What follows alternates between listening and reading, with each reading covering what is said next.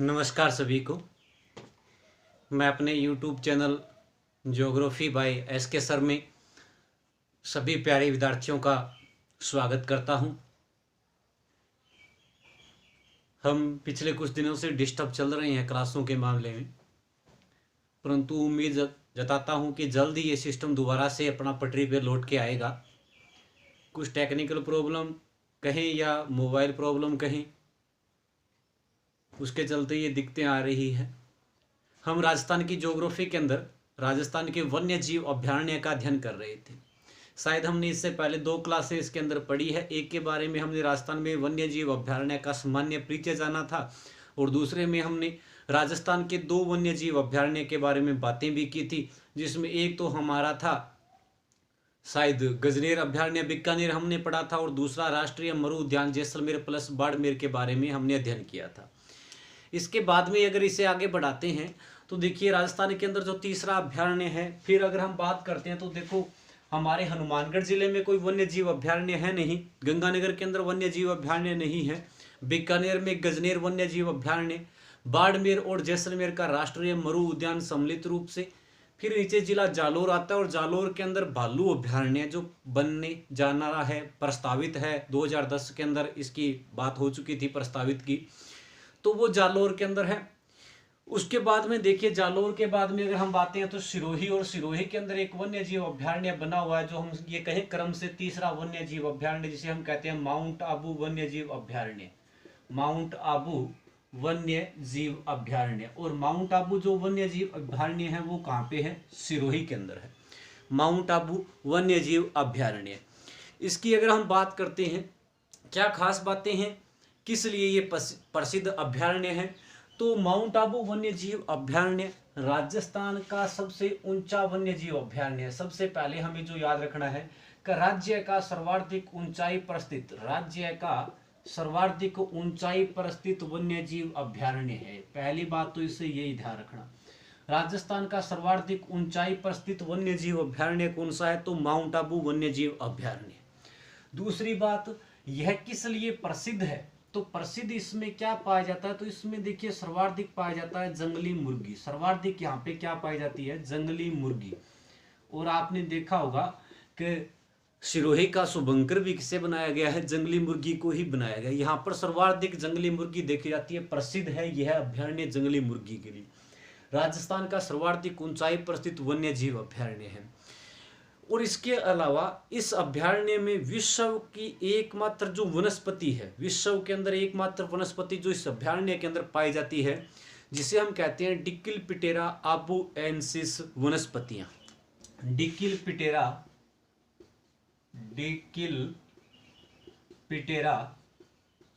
आबुएंसिस वनस्पति, डिकिलपिटेरा आबुएंसिस वनस्पतियां राजस्थान के किस वन्य जीव अभ्यारण्य के अंदर देखने को मिलती है? तो वो कौन सा है? माउंट आबू सिरोही के अंदर। विश्व में एकमात्र वनस्पति अगर ये कहीं पर मिलती है तो वो अभ्यारण्य हमारा कौन सा है? यही है राजस्थान का। इस अभ्यारण्य के अंदर यह डिकिलपिटेरा आबुएंसिस वनस्पतियां पाई जाती है। इसके जो पुष्प होते हैं ना, इस वनस्पति के डिकिलपिटेरा आबुएंसिस जो वनस्पति है, इसके जो पुष्प होते हैं उनको स्थानीय भाषा के अंदर, हमारे यहाँ पर स्थानीय भाषा के अंदर अगर हम इसकी बात करते हैं तो इनके फूलों को कहा जाता है भाई कारा। ये शब्द ध्यान रखना कि डिकिलपिटेरा आबुएंसिस वनस्पति को स्थानीय भाषा में इसके पुष्पों को क्या कहा जाता है? तो इसके पुष्पों को स्थानीय भाषा में हम क्या कहते हैं? कारा के नाम से जानते हैं। दोबारा रिपीट कर देता हूं, राजस्थान का सर्वाधिक ऊंचाई पर स्थित वन्य जीव अभ्यारण्य है माउंट आबू। यह अभ्यारण्य जंगली मुर्गी के लिए क्या है? प्रसिद्ध है। फिर इसके बाद में विश्व की एकमात्र वनस्पति डिकिलपिटेरा आबुएंसिस वनस्पतियां जो है वो इसी अभ्यारण्य के अंदर देखी जाती है। फिर अगर हम बात करते हैं तो स्थानीय भाषा में इसके जो पुष्प हैं उनको क्या कहा जाता है? कारा कहा जाता है। तो देखिए ये हमारे, अब कुछ बच्चे हैं सर क्लास, देखिए अभी तो चलो कोई टेक्निकल प्रॉब्लम की वजह से मोबाइल के अंदर, आपसे पता है मोबाइल से क्लासें बना रहा हूँ, तो मोबाइल से ही अपलोड कर रहा हूँ, उसमें कोई दिक्कत आने की वजह से मैं क्लास नहीं बना पाया था। तो ऐसी कोई प्रॉब्लम जो होती है वो मेरी वजह से तो मैं उसके लिए हमेशा से आपसे माफ़ी मांगता रहता हूँ। परंतु फिर भी मैंने पीछे की क्लासों के अंदर भी बार बार कहा है, देखो एक तो आपका दायित्व यही है कि भी आप अगर वीडियो को देख रहे हो तो इस वीडियो को ज़्यादा से ज़्यादा तक बच्चों को, अपने साथियों तक पहुँचाओ, उसको शेयर करो ताकि बच्चों को इस मिल सके ये चीज़ें। दूसरी चीज़, आप वीडियो को अगर देख रहे हो तो उसको लाइक भी तो कीजिए। आप 50 60 70 जो व्यूवर्स हैं तो वीडियो को लाइक किया करो भी हाँ हमने वीडियो देखा है। या कमेंट बॉक्स के अंदर आपका, जैसे कुछ बच्चे हैं बहुत अच्छे कमेंट करते हैं, वैसे कमेंट बॉक्स के अंदर आप कुछ भी लिख दीजिए ताकि पता चले भी आपने कमेंट किया है, आपने वीडियो देखा है, आपकी उपस्थिति आ जाए, उससे हमें पता चलता जाए। ज़्यादा से ज़्यादा लाइक करो, ज़्यादा से ज़्यादा इस चैनल को सब्सक्राइब करो ताकि बच्चों तक पहुंचाओ, उनको भी फ़ायदा मिले। और वीडियो को कंप्लीट देखा करो, ऐसे कोई फ़ायदा नहीं है 5 मिनट वीडियो चलाकर आपने छोड़ दिया, उससे कुछ भी फ़ायदा नहीं है आपको, क्योंकि 40 मिनट की क्लास को आप 5 मिनट में कैसे पढ़ सकते हो, मेरे समझ से बाहर है। बाकी आपकी मर्जी है। इसके बाद में अगर हम बात करते हैं इस अभ्यारण्य के अंदर ना, माउंट आबू अभ्यारण्य सिरोही के अंदर एक छिपकली पाई जाती है जिसको हम कहते हैं छिपकली युबले फ्रिस नामक। यहाँ पर एक छिपकली पाई जाती है युबले फ्रिस। इससे भी क्वेश्चन बनाया जा सकता है कि राजस्थान के किस अभ्यारण्य के अंदर युबले फ्रिस नामक सुंदर छिपकली देखने को मिलती है। तो राजस्थान के किस अभ्यारण्य के अंदर यह छिपकली पाई जाती है? माउंट आबू अभ्यारण्य सिरोही के अंदर युबले फ्रिस नामक क्या है, एक छिपकली देखने को मिलती है। इसके अलावा जो राजस्थान की सबसे ऊंची चोटी है, राजस्थान की जो सबसे ऊंची चोटी कौन सी है भाई? गुरु शिखर। राजस्थान की सबसे ऊंची चोटी कौन सी है? गुरु शिखर। तो राजस्थान की जो सबसे ऊंची चोटी है गुरु शिखर, वो इस अभ्यारण्य के अंदर है। राजस्थान की सर्वाधिक ऊंचाई पर स्थित जो झील है, जो हमने पढ़ी थी माउंट आबू झील, राजस्थान की सर्वाधिक ऊंचाई पर स्थित झील कौन सी है? माउंट आबू झील। वो भी इसी अभ्यारण्य के अंदर पाई जाती है। यानी हम यहाँ से कुछ चीजें याद रख सकते हैं। इसके अलावा राज्य सरकार के द्वारा यहाँ पर एक औषधीय पादप शोध केंद्र की स्थापना की गई है। राज्य सरकार द्वारा यहाँ पर औषधीय पादप शोध केंद्र, औषधीय पादप शोध केंद्र की स्थापना की गई है। ये अगर आप याद रखते हो तो याद रख लीजिए, राज्य सरकार के द्वारा की गई है, राज्य सरकार के द्वारा। अब इसके अलावा मैं आपसे एक जो नई चीज हम करने जा रहे हैं वो क्या रहेगी कि आज के बाद में जैसे ही जो टॉपिक होगा, जो टॉपिक जैसे अभी वन्य जीव अभ्यारण्य का टॉपिक चल रहा है, जैसे ही वन्य जीव अभ्यारण्य का टॉपिक कंप्लीट हो जाएगा तो एक वीडियो के अंदर मैं यहाँ से आपको उस टॉपिक से बनने वाले क्वेश्चनों की लंबी लिस्ट, यहाँ पर 100 या 150% एक टॉपिक से कम मान के चलो भी 50 क्वेश्चन हम बनाएंगे और 50 क्वेश्चन मैं यहाँ पर आपके सामने बोलूँगा। आप उस वीडियो को चाहे अपने फ़ोन में सेव करके देखिए, चाहे कैसे भी करके, आप घर पे बैठे बैठे बिना किसी चीटिंग किए हुए उसको हल कीजिएगा। हम नेक्स्ट वीडियो के अंदर मैं उनके आंसर आपको दे दूंगा, फिर आप मुझे कमेंट बॉक्स में बताओगे कि मेरे इतने % सही हुए हैं, मेरे इतने गलत हुए। तो हम आज अब के बाद में जितने भी टॉपिक होंगे उनका यही लेके चलेंगे, और पीछे के जो टॉपिक रह गए हैं जिनसे ये पेपर नहीं बना इस प्रकार से मॉडल पेपर, तो उसको भी हम संडे को एक्स्ट्रा क्लास के अंदर, जैसे संडे आता है तो वहाँ पर जैसे ही मैं जिस दिन फ्री होता हूँ ना उस दिन उस टॉपिक के 2 वीडियो बना दूंगा, एक तो पढ़ने वाला वीडियो और एक दूसरा हमारे जो पीछे के टॉपिक हुए हैं उनसे संबंधित क्वेश्चन के। तो अब से तैयार रहिएगा। हम हर टॉपिक के बाद में हमारा एक टेस्ट, मॉक टेस्ट, जो कि आप घर बैठे बैठे दे सकते हो, तो उससे भी। तो दोबारा मैं इसको रिपीट कर देता हूँ। देखिए कि माउंट आबू अभ्यारण्य राजस्थान का सर्वाधिक ऊंचाई पर स्थित अभ्यारण्य है। यह जंगली मुर्गी के लिए प्रसिद्ध अभ्यारण्य है। इसके अंदर विश्व की एकमात्र वनस्पति डिकिलपटेरा आबुएंसिस वनस्पतियां पाई जाती है, जिसके पुष्पों को स्थानीय भाषा में क्या कहा जाता है? कारा कहा जाता है। यहाँ पर राज्य सरकार के द्वारा औषधीय पादप शोध केंद्र की स्थापना की गई है। इसके अलावा इस अभ्यारण्य के अंदर युबले फ्रिस नामक छिपकली देखने को मिलती है। युबले फ्रिस नामक यहाँ पर क्या है? छिपकली देखने को मिलती है। राजस्थान की सबसे जो ऊंची चोटी है गुरु शिखर, वो इस अभ्यारण्य के अंदर है। और राजस्थान की जो सबसे ऊंची झील है माउंट आबू झील, वो भी इस अभ्यारण्य के अंदर पाई जाती है। अब इसके बाद में देखिए नेक्स्ट वन्य जीव अभ्यारण्य की बात करते हैं तो सिरोही के बाद में हमारा आता है उदयपुर जिला। सिरोही के बिल्कुल पास में ही पड़ता है। देखिए मैं नक्शे के हिसाब से चल रहा हूँ, अगर कोई बच्चा कवर कर रहा है तो आपको देखिए मैं थोड़ा सा बता देता हूँ, मेरा जो स्टाइल हमेशा से ही रहता है। देखिए हम इस प्रकार से पढ़ते आ रहे हैं।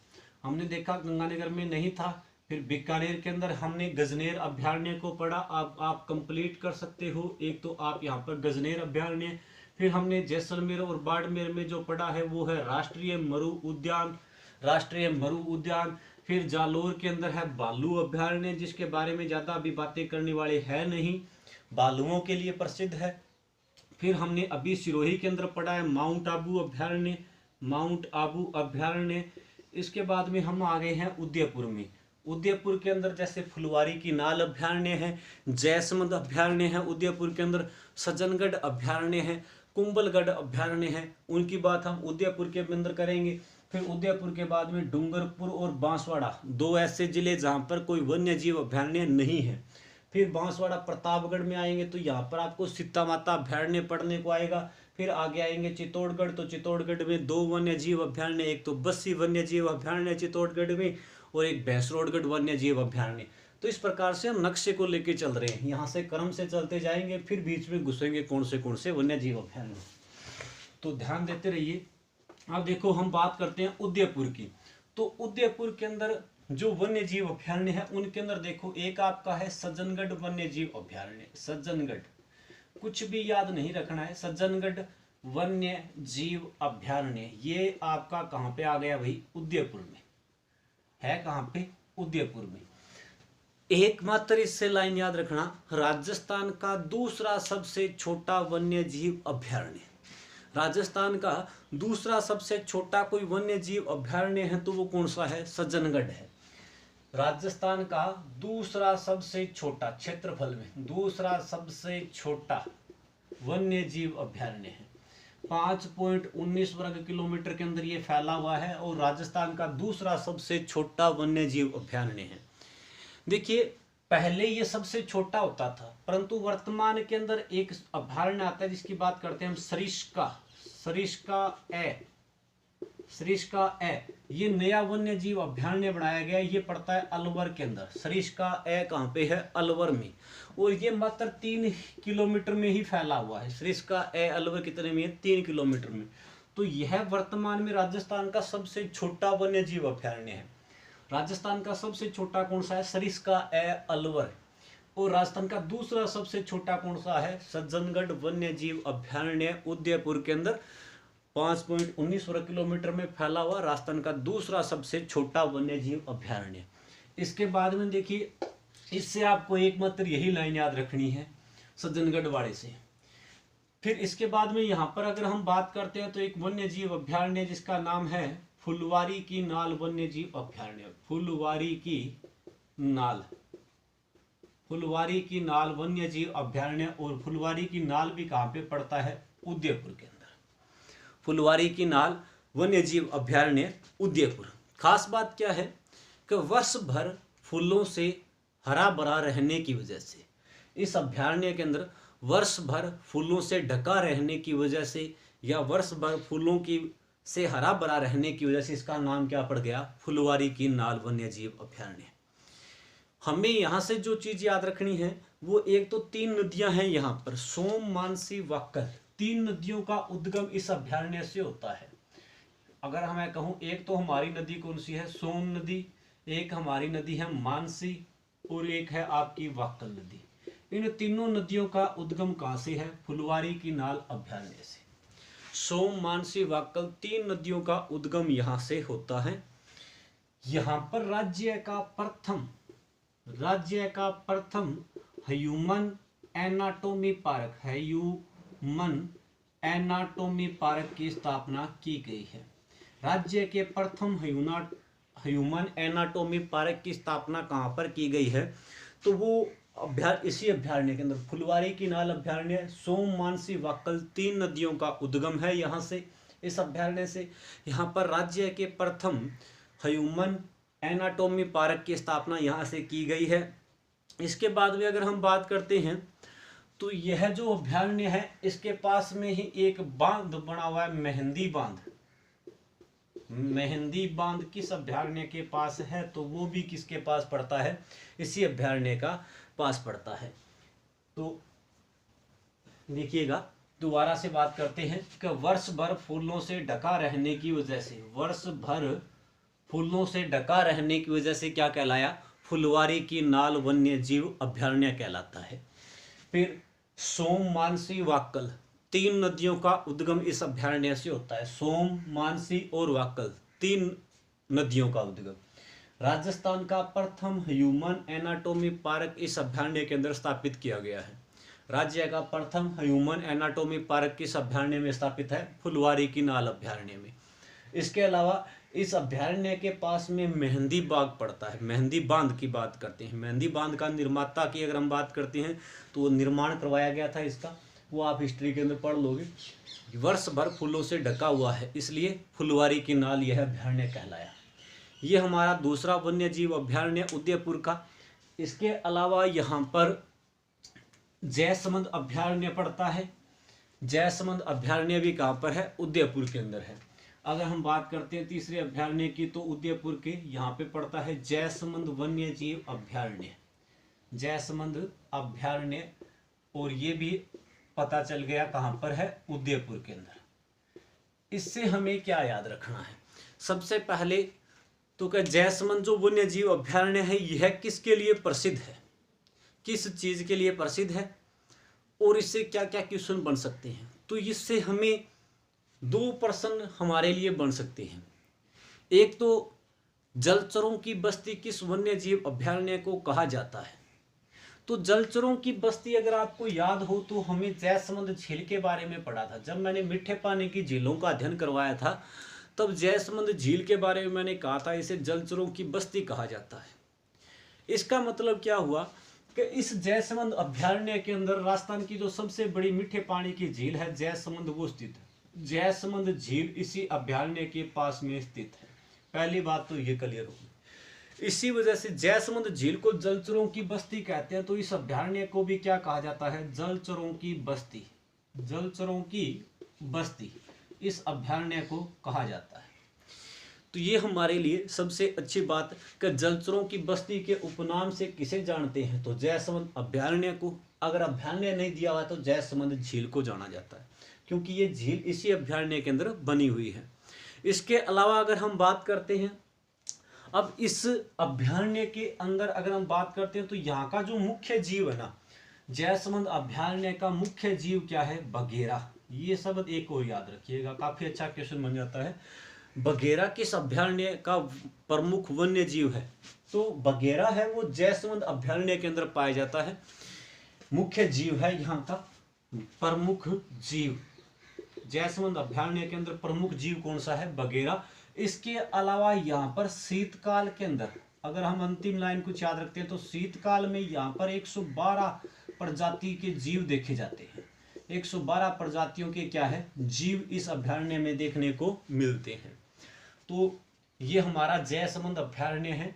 जयसमंद अभयारण्य उदयपुर, इसी के अंदर राजस्थान की सबसे बड़ी जो मीठे पानी की कृत्रिम झील है जयसमंद, वो स्थित है। इसी अभयारण्य को जलचरों की बस्ती के उपनाम से जानते हैं। इस अभयारण्य का मुख्य जीव क्या है, बघेरा। मुख्य जीव यहाँ पर कौन सा है, बघेरा। शीतकाल में इस अभयारण्य में 112 प्रजाति के क्या है, जीव देखे जाते हैं। शीतकाल में इस अभयारण्य में 112 प्रजातियों के क्या है, जीव देखे जाते हैं। अब इसके बाद में हम उदयपुर के अंदर आखिरी अभयारण्य की बात करते हैं। तो यहाँ पर एक अभयारण्य पड़ता है जिसे हम कहते हैं कुंभलगढ़ अभयारण्य। कुंभलगढ़ अभयारण्य की बात करते हैं तो हमारा चौथा यहाँ का अभयारण्य है कुंभलगढ़, कुंभलगढ़ वन्य जीव अभयारण्य। और कुंभलगढ़ वन्य जीव अभयारण्य की अगर हम बात करते हैं तो ये देखो, यह राजस्थान के 3 जिलों के अंदर फैला हुआ है भाई। इस प्रकार से हम ये कहें कि यह 3 जिलों में फैला हुआ है। एक तो कुंभलगढ़ की बात करते हैं तो उदयपुर के अंदर इसका विस्तार है, उदयपुर। दूसरा अगर हम बात करें राजसमंद, राजसमंद और पाली, ये राजस्थान के 3 जिलों के अंदर फैला हुआ है। उदयपुर, राजसमंद और पाली, इन 3 जिलों के अंदर फैला हुआ है कुंभलगढ़ वन्य जीव अभयारण्य। उदयपुर, पाली और राजसमंद। खास बात क्या है कुंभलगढ़, भय से ही याद रखना, भेड़िए की प्रजनन स्थली, भेड़िए की क्या है, प्रजनन स्थली, भेड़िए की प्रजनन स्थली के रूप में ये प्रसिद्ध है। राजस्थान के अंदर सर्वाधिक भेड़िए की प्रजनन स्थली या राजस्थान में सर्वाधिक भेड़िए कहाँ पर पाले जाते हैं, तो वो कौन से में है, कुंभलगढ़ वन्य जीव अभ्यारण्य के अंदर। इसके अलावा यहाँ पर लोमड़ी भी है, परंतु जो मुख्य याद रखना है वो क्या है, भेड़िए की प्रजनन स्थली किस वन्य जीव अभ्यारण्य को कहते हैं, तो कुंभलगढ़ वन्य जीव अभ्यारण्य को कहा जाता है। इसके अलावा जो आपने पढ़ा होगा कि पाली में मथाई नदी के किनारे एक नदी आती है, का ज्यादा वर्णन नहीं है इसका, एक नदी का नाम याद रखना बहुत ही इंपॉर्टेंट है, कल्चर में कई बार ये क्वेश्चन पूछा जा चुका है। ये नदी का नाम है मथाई नदी, और इस मथाई नदी के किनारे रणकपुर के जैन मंदिर पाए जाते हैं। इसके किनारे क्या है, रणकपुर के जैन मंदिर, क्या बने हुए हैं, रणकपुर के जैन मंदिर, ये इसी अभ्यारण्य के अंदर स्थित है, ये ध्यान रखना।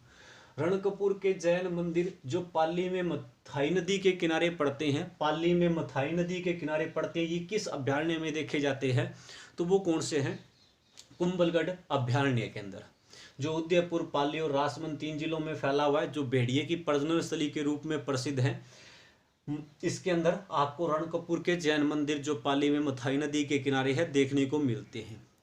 इसके अलावा अगर हम बात करते हैं तो जो कुंभलगढ़ दुर्ग है, कुंभलगढ़ दुर्ग वो भी इसी नदी के इसी अभ्यारण्य के अंदर बना हुआ है, कुंभलगढ़ दुर्ग इसी अभ्यारण्य के अंदर है। इसके अलावा परशुराम महादेव का जो मंदिर है, परशुराम महादेव का जो मंदिर पड़ता है वो भी इसी नदी के किनारे है, नदी के क्या, अभ्यारण्य के। आप इतना ज्यादा याद न रख पाओ तो सिर्फ इतनी चीजें ध्यान रखना, एक तो यहाँ पर क्या है, कुंभलगढ़ दुर्ग इस अभ्यारण्य के अंदर बना हुआ है। कुंभलगढ़ दुर्ग कौन से अभ्यारण्य में है, तो कुंभलगढ़ वन्य जीव अभ्यारण्य में। रणकपुर के जैन मंदिर किस वन्य जीव अभ्यारण्य में है, तो कुंभलगढ़ वन्य जीव अभ्यारण्य में। भेड़िए की प्रजनन स्थली किस वन्य जीव अभ्यारण्य को कहा जाता है, तो कुंभलगढ़ को। और इसके अलावा थोड़ा सा एक शब्द और याद रखना, चंदन के वृक्ष यहाँ पर पाए जाते हैं। चंदन के वृक्ष किस अभ्यारण्य के अंदर है, तो इसी कुंभलगढ़ अभ्यारण्य में चंदन के वृक्ष भी देखे जाते हैं।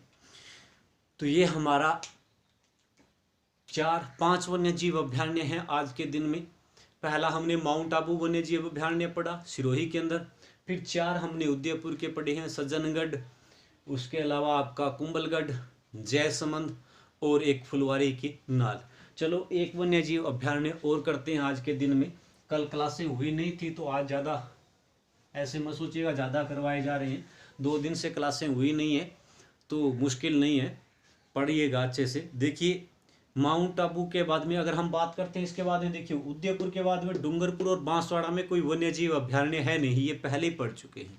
उसके बाद में आप क्या आते हैं, तो सबसे इम्पोर्टेंट वन्य जीव अभ्यारण्य जिससे सबसे ज़्यादा क्वेश्चन पूछे गए हैं आज तक, प्रतापगढ़ जिले के अंदर आता है और अभ्यारण्य का नाम क्या है, सीता माता वन्य जीव अभ्यारण्य, सीता माता वन्य जीव अभ्यारण्य।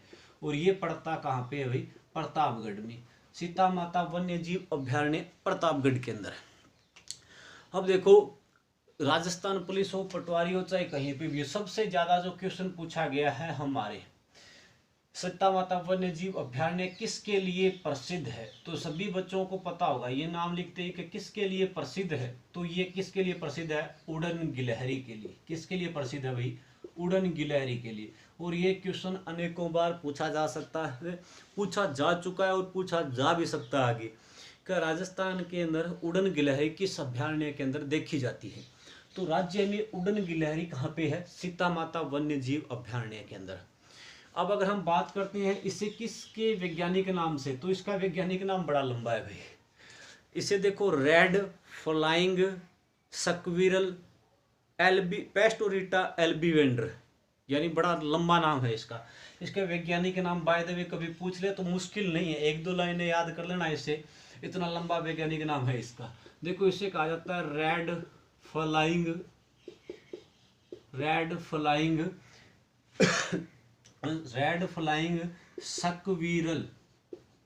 सक्विरल पेटोरिस्टा एल्बीवेंडर, पेटोरिस्टा एल्बीवेंडर, हाँ एल्बीवेंडर, ये इसका वैज्ञानिक नाम है। तो देखिए इतना लंबा वैज्ञानिक नाम है, छोटी सी है उड़न गिलहरी। सीता माता वन्य जीव अभ्यारण्य का मुख्य जीव क्या है? उड़न गिलहरी है, जिसे वैज्ञानिक नाम है रेड फ्लाइंग स्क्विरल पैटोरिस्टा एल्बीवेंडर। तो आप इसे एक दो बार पढ़ोगे ना तो ये जब ऑप्शन में आएगा तो अपने आप अलग हो जाता है, पर पढ़िएगा जरूर। कई बार क्या है, सीधा न पूछकर इसका वैज्ञानिक नाम दे दिया जाता है। फिर देखो, ये जो उड़न गिलहरी है ना, ये उड़न गिलहरी कौन से वृक्ष में पाई जाती है? ये पाई जाती है भी महुआ वृक्ष के अंदर। कौन से वृक्ष में रहती है? महुआ वृक्ष के अंदर रहती है। ये महुआ वृक्ष का जो कटोरा आता है, उस कटोरे के अंदर ये क्या है? पाई जाती है। और ये महुआ वृक्ष वही है जिसे हम क्या कहते हैं? आदिवासियों का कल्प वृक्ष। इसे क्या कहा जाता है? आदिवासियों का कल्प वृक्ष। इस वृक्ष को कहा जाता है आदिवासियों का कल्प वृक्ष। राजस्थान का कल्प वृक्ष तो खेजड़ी को कहते हैं, तो इसे क्या कहते हैं हम? आदिवासियों का कल्प वृक्ष कहा जाता है। तो ये हमारे लिए, अब देखो महुआ वृक्ष, आदिवासी इससे क्या करते थे? शराब बनाते हैं। आदिवासी इससे क्या बनाते हैं? शराब बनाने का कार्य करते हैं। अब इसके कटोरे के अंदर ये क्या है?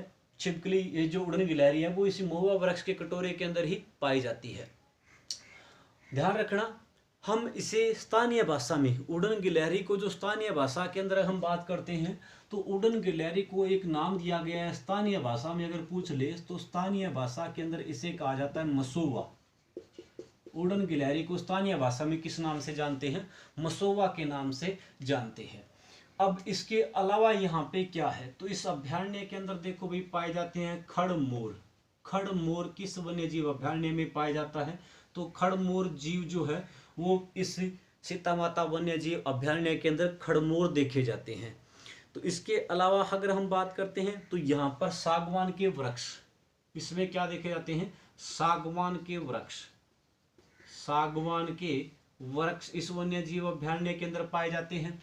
इसके अलावा लवकुश झरना, जो लवकुश का झरना बना हुआ है, लवकुश झरना भी इसी अभ्यारण्य के अंदर है। लवकुश झरना वो भी इसी अभ्यारण्य के अंदर है।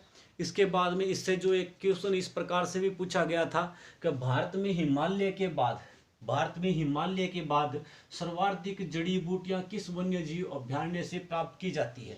तो भारत में हिमालय के बाद सर्वाधिक जो जड़ी बूटियां हैं वो कहाँ से ली जाती है? यहीं से। सर्वाधिक जड़ी बूटियां सीता माता अभ्यारण्य से ली जाती है। हिमालय के बाद सर्वाधिक जड़ी बूटियां यहाँ से प्राप्त की जाती है। सर्वाधिक जड़ी बूटियां यहाँ से क्या है? प्राप्त की जाती हैं। तो ये हमारा वन्य जीव अभ्यारण्य है, सीता माता वन्य जीव अभ्यारण्य। इसके अलावा अगर हम बात करते हैं इस अभ्यारण्य के अंदर, देखो भाई करम मोचनी नामक एक नदी है, उसका उद्गम भी होता है, उसको भी आप याद रख लीजिएगा। करम मोचनी नामक नदी का उद्गम, ये पूछा भी जा चुका है क्वेश्चन। करम मोचनी नामक नदी का उद्गम किससे होता है? तो वो अभ्यारण्य कौन सा है? सीता माता वन्य जीव अभ्यारण्य प्रतापगढ़ के अंदर जो पाया जाता है। रिपीट कर देता हूँ, देखिए सीता माता वन्य जीव अभ्यारण्य प्रसिद्ध किसके लिए है? तो उड़न गिलहरी के लिए, जिसे स्थानीय भाषा में तो क्या कहते हैं? मसोवा। और वैज्ञानिक नाम क्या है? Red flying squirrel Petaurista albiventer. ये जो उड़न गिलहरी है ये कौन से वृक्ष में रहती है? तो वो वृक्ष कौन सा है? महुआ वृक्ष। और इस महुआ वृक्ष को क्या कहते हैं? आदिवासियों का कल्प वृक्ष। इस अभ्यारण्य के अंदर क्या देखा जाता है? खड़मोर। इसके अलावा अगर हम बात करते हैं तो चौसिंगा भी देखा जाता है। चौसिंगा, चित्तल चौसिंगा ये भी यहाँ पर पाए जाते हैं। तो चौसिंगा है, खड़मोर देखा जाता है। सागवान के जो वृक्ष हैं वो इस वन्य जीव अभ्यारण्य के अंदर पाए जाते हैं। ये क्वेश्चन आ चुका है। सागवान के वृक्ष किस वन्य जीव अभ्यारण्य में? सीता माता वन्य जीव अभ्यारण्य। भारत में हिमालय के बाद सर्वाधिक जड़ी बूटियां अगर किसी अभ्यारण्य में से प्राप्त की जाती है तो वो कौन सा है? सीता माता वन्य जीव अभ्यारण्य। इस अभ्यारण्य में लवकुश झरना लगा हुआ है। इसी अभ्यारण्य से करम मोचिनी नामक नदी का क्या होता है? उद्गम होता है। इसी अभ्यारण्य से करम मोचिनी नामक नदी का क्या है? उद्गम होता है। तो ये आपका सीता माता वन्य जीव अभ्यारण्य प्रतापगढ़ होता है कंप्लीट।